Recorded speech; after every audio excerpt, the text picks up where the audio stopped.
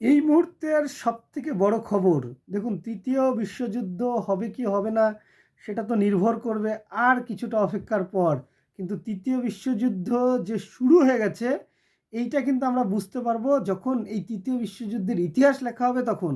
আমার মনে হয় যদি তৃতীয় বিশ্বযুদ্ধের ইতিহাস লেখা যখন হবে, তখন থেকে ইসরায়েল, সরি, ইউক্রেনের সঙ্গে যে রাশিয়ার যে যুদ্ধটা হয়েছিল সেই যুদ্ধ থেকে কিন্তু তৃতীয় বিশ্বযুদ্ধের ইতিহাস লেখা হবে। দ্বিতীয় বিশ্বযুদ্ধের যেমন ইতিহাস লেখা হয়েছিল একরকম প্রথম বিশ্বযুদ্ধের সময়, যে যেটাকে ধরা হচ্ছে, হ্যাঁ, আজকে দেখুন, আজকে মধ্যপ্রাচ্যে ইরান কিন্তু বিভিন্ন দিকে তারা ক্ষেপণাস্ত্র নিক্ষেপ করছে। আমেরিকা, ইসরায়েল কিন্তু ইরানের উপরে করছে। আবার দেখুন, কালকের একটা খবর দেখলাম, যে একটা ভিডিও ফুটেজ দেখলাম, যে পাকিস্তানে যে আমেরিকার যে অ্যাম্বাসি অফিস ছিল সেইখানে পাকিস্তানিরা আক্রমণ করছে। তাহলে কি মনে হয় যে আমেরিকা পাকিস্তানকেও ছেড়ে দিবে? তার অ্যাম্বাসিকে রক্ষা করার দায়িত্ব পাকিস্তান সরকারের, সেটা রক্ষা করতে পারছে না, তাহলে তো আমেরিকা বলবে আমরা আমাদের সেনা নামিয়ে দিচ্ছি, সেখানে রক্ষা করছি। ফলে এই যে যুদ্ধের একটা পরিস্থিতি, যে গোটা বিশ্ব জুড়ে ছড়িয়ে যাচ্ছে, এইটা কিন্তু দেখা যাচ্ছে। তো কেউই হয়তো চায় না যুদ্ধটা হোক, কিন্তু যে সমস্ত পুঁজিবাদী, ক্ষমতাসীন, লোভী রাষ্ট্ররা সবসময় হয়তো যুদ্ধে চান, অপরকে দমিয়ে রাখতে চান। তো এই জায়গায় দিক থেকে কার কি অভিসন্ধি, কার কি উদ্দেশ্য এখানে কাজ করছে, সে হয়তো আমরা জানি না, বা আমি জানি না, কারণ আমি মানে জিও পলিটিক্সের লোক নই, ভূ রাজনীতিবিদ নিয়ে আমি কিছু বুঝি না। তবে আমি বিভিন্ন ভিডিও বা বিভিন্ন আন্তর্জাতিক বিশেষজ্ঞদের মতামত পেলে আমি শুনবার চেষ্টা করি কোন দিকে যাচ্ছে। সো এইটা দেখে আমার মনে হচ্ছে যে তৃতীয় বিশ্বযুদ্ধ কিন্তু লেগে গেছে, এবং তৃতীয় বিশ্বযুদ্ধের যদি ইতিহাস লেখা হয়, তাহলে তৃতীয় বিশ্বযুদ্ধের ইতিহাস লেখা হবে ইউক্রেন রাশিয়া যুদ্ধের মধ্যে দিয়ে। কারণ ইউক্রেন রাশিয়ার যুদ্ধের সময় থেকেই কিন্তু তার উপরে অনেক স্যাংশন থেকে শুরু করে এর কাছ থেকে তেল নেওয়া যাবে না ইত্যাদি, বিভিন্ন আন্তর্জাতিক ক্ষেত্রে গমের একটা বাজার উঠাপড়া হয়েছে, ইত্যাদি ইত্যাদি অনেক রয়েছে।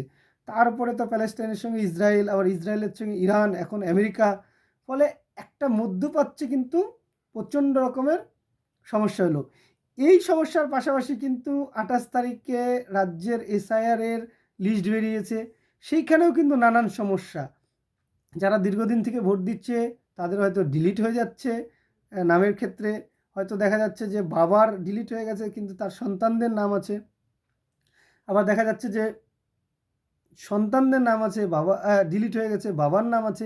এরকমটা অনেক গরমিল দেখা যাচ্ছে। কারো তো বিচারাধীন ব্যাপার এইসব করে রেখে দিয়েছে। তো এগুলোর নিষ্পত্তি কবে হবে, এবং এই নিষ্পত্তি না করে সত্যি কি রাজ্যে নির্বাচন করা সম্ভব? মানুষ কি হতে দেবেন এই নিষ্পত্তি না করে নির্বাচন? এটা কিন্তু একটা বড় প্রশ্ন। এটাও কিন্তু যুদ্ধের চাইতে কম নয়। আবার এটাও তো ঠিক নয় যে যদি সময় মতো নির্বাচনটা না হয় তাহলে কি হবে? রাজ্যের ভবিষ্যৎটা কি হবে? কোন দল, কোন মানুষ এর হাতে যাবে সেই শাসন ক্ষমতা? রাজ্যপালের কাছে? রাষ্ট্রপতি কি শাসন জারি হবে? দেখুন, মে মাসের ফার্স্ট উইকের মধ্যে কিন্তু নির্বাচন শেষ করে রেজাল্ট করতে হবে ভোটের। তো আজকে মার্চের ফার্স্ট উইক। ফলে সমস্ত রকম যুদ্ধের তৎপরতায় কিন্তু এখন কাজ করতে হবে। নির্বাচন কমিশনের কাছে একটাই উদ্দেশ্য, যে এই যে সমস্যাগুলো তৈরি হয়েছে এগুলো দ্রুত নিষ্পত্তি, নথি যাচাই করে আবার মানুষের যাতে ভোটাধিকার করতে পারে, মানুষ যাতে ভোট দান করতে পারে, বৈধ ভোটার যাতে একটাও বাদ না যায়, যে ভুল ভ্রান্তি হয়েছে কিনা সেটা দ্রুত নিষ্পত্তি করা দরকার। আর আরেকটা খবর দিয়ে আজকে শেষ করো ভিডিওটা, সেটা হচ্ছে রিপাবলিক বাংলার চোখে চোখ রেখে যিনি কথা বলেন, জানতে চায় বাংলার যিনি শো করেন রাস্তার মোড়ে মোড়ে দাঁড়িয়ে, সেই সন্তু পালকে আপনারা নিশ্চয়ই চেনেন। সন্দেশখালিতে খবর করতে গিয়ে লাইভে তাকে কিন্তু অ্যারেস্ট করেছিলেন পশ্চিমবঙ্গের পুলিশ। তিনি কিন্তু আজকে এই মুহূর্তে একটি রাজনৈতিক দলের কর্মী। হ্যাঁ, আজকে অমিত শাহ পশ্চিমবঙ্গে এসেছিলেন, তার হাত ধরে, সুকান্ত মজুমদারের হাত ধরে তিনি কিন্তু আজকে বিজেপির পতাকাটা নিলেন। অর্থাৎ তিনি আজকে থেকে আর সরাসরি সাংবাদিক নন, রিপাবলিক বাংলার তিনি কাজ রিজাইন করেছেন, ছেড়ে দিয়েছেন, এবং তিনি সরাসরি একটি রাজনৈতিক দলের কর্মী হয়েছেন। তাহলে আগে যারা বলতো রিপাবলিক বাংলা বিজেপির দালাল, সন্তু পান বিজেপির দালাল, আজকে কি সেই কথাটা সত্য হচ্ছে? তবে আমি অতীত নিয়ে বিশ্বাস করি না রাজনীতির ক্ষেত্রে অতীত বলে কিছু হয়। আমার মনে হচ্ছে রাজনীতির ক্ষেত্রে বর্তমানে দাঁড়িয়ে ভবিষ্যতে চিন্তাটা করতে হয়।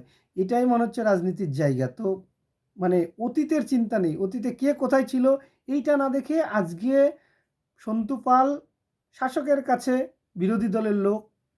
এতদিন ছিল তিনি একজন সাংবাদিক, সাংবাদিক হিসেবে তিনি প্রশ্ন করবেন। সত্যি করবেন, করতেই পারেন। এটা তো অধিকার, সাংবাদিকরা প্রশ্ন করবেন যে কারো কাছে, মুখ্যমন্ত্রীর কাছে, প্রধানমন্ত্রীর কাছে, বিধায়কের কাছে, এমপির কাছে, প্রধানের কাছে, সভাপতির কাছে, সভাধিপতির কাছে করবেন। এটা স্বাভাবিক। কিন্তু এই যে এইটা নিয়ে তাকে এখন আক্রমণ করা হবে, তিনি দেখুন বিজেপি দালালি করতেন আগে সাংবাদিকতা, এটা হয়তো মোটেও মনে হচ্ছে ঠিক নয়। কারণ এখন তাকে রাজনৈতিক প্রতিপক্ষ হিসেবে দেখা হোক, তার আগের দিনটা না দেখা হোক। এই তিনটেই কিন্তু গুরুত্বপূর্ণ আমার কাছে মনে হয়েছে এই সময়ে দাঁড়িয়ে। এটাও কিন্তু যুদ্ধের সামিল। তো আমি তো যুদ্ধ চাই না। আমার মনে হয় না শুভবুদ্ধি সম্পন্ন মানুষ কেউ যুদ্ধ চান। আমাদের দেশও চান না। হ্যাঁ, দেশ বরাবর প্রথম বিশ্বযুদ্ধ সময় মানে কি বলবো, দ্বিতীয় বিশ্বযুদ্ধের সময় কারো অধীনে ছিলেন বলে যুদ্ধেতে একটা পক্ষকে নিতে হয়েছিল, একটা পক্ষের সঙ্গে সমর্থন করতে হয়েছিল, সেনা পাঠাতে হয়েছিল। কিন্তু ভারতবর্ষ এখন স্বাধীন, ফলে কোনো পক্ষেই যে ভারতবর্ষ যাবে না এটা কিন্তু আমাদের প্রতিটা নাগরিকের বিশ্বাস, আমারও বিশ্বাস। তো যুদ্ধ থামুক, এসআইআরের সমস্যা মিটে যাক, মানুষের ভোটাধিকার থাকুক, বৈধ ভোটারদের ভোটাধিকার থাকুক। সন্তু পালের অতীতটা না দেখে তাকে এখন রাজনৈতিক প্রতিদ্বন্দ্বী হিসেবে দেখা হোক, এটাই বলবার ছিল। বলা হলো। দেখা হচ্ছে পরের কোনো ভিডিওতে। ততক্ষণে ভালো থাকুন, সুস্থ থাকুন।